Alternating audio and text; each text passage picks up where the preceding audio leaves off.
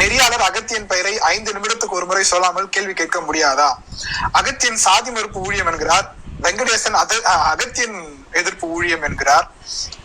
Okay, அவர் பேர நமக்கு எந்த விதமான எதிர்ப்பும் கிடையாது. வாசுதேவன் ஐயா எழுதியிருக்கிறாரு. இவர் வந்து அகத்தியன் அவர்களுடைய அந்த ஊழியத்துல மிக தோல் கொடுத்து இருக்கக்கூடிய ஒரு அருமையான சகோதரர், வயதான மூத்த ஐயா அவர்கள். ரொம்ப மதிக்கிற ஐயா உங்களுடைய கருத்துக்களை. நாங்க அகத்தியன் எதிர்ப்பு ஊழியம் செய்யல, அகத்தியனுடைய அந்த செயல்பாடுகளை எதிர்க்கிறோம். இன்னைக்கு கூட அகத்தியன் அவர்கள் தன்னுடைய செயல்பாடை மாற்றிட்டா எங்களுக்கு எந்த பிரச்சனையுமே இல்லை. அவர் சாதியுடைய தாக்கத்தை பேசுறது தவறு கிடையாது, ஒட்டுமொத்த கிறிஸ்தவத்தையும் சாடுறதான் நம்ம தவறு என்று சொல்லி கொண்டிருக்கிறோம். உங்ககிட்டயும் நான் அதை வந்து தனிப்பட்ட முறையில பேசியிருக்கிறேன்.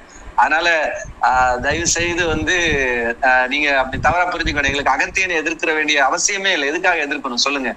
எத்தனையோ லட்சக்கணக்கான ஊழியர்கள் இருக்காங்க. சிலர் தப்பா கூட பிரசங்கம் பண்றாங்க, சிலர் பணத்துக்காக கூட ஊழியம் பண்றாங்க. எங்களுக்கு தெரியும். நாங்க அவங்களெல்லாம் எதிர்க்க வேண்டிய அவசியம் இல்லை. எங்களுக்கு அது எல்லாம் எங்களுடைய வேலை அது கிடையாது. எங்களுடைய வேலை மக்களுக்கான பிரச்சனைகளை மட்டும்தான் நாங்க பாத்துக்கிட்டு இருக்கிறோம். அதைத்தான் நாங்க சொல்லிக்கிட்டு இருக்கிறோம். இப்ப கூட ஒட்டுமொத்த கிறிஸ்தவத்தை அகத்தியன் அவர்கள் கேவலப்படுத்ததான் நம்ம பேசுறோம். நல்ல எத்தனையோ ஆயிரக்கணக்கான சபைகள், லட்சக்கணக்கான மக்கள் உண்மையான தேவனுடைய வார்த்தைகளை கேட்டு சாதியை ஒழிச்சு சாதியை விட்டு வந்திருக்கிறாங்க. அதுல நீங்களும் ஒருத்தர் அப்படின்னு நான் நம்புறேன். நீங்க கூட சாதியை பார்க்காம வந்தவர் தான்.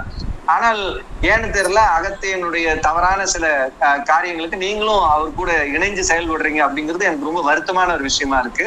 நிச்சயம் நீங்களும் உண்மைகளை புரிந்து கொள்வீர்கள் என்று நம்புறேன். கண்டிப்பா. தனிப்பட்ட விரோதம் நமக்கு கிடையாது. ஏசப்பா ஜாதியை பார்க்கிற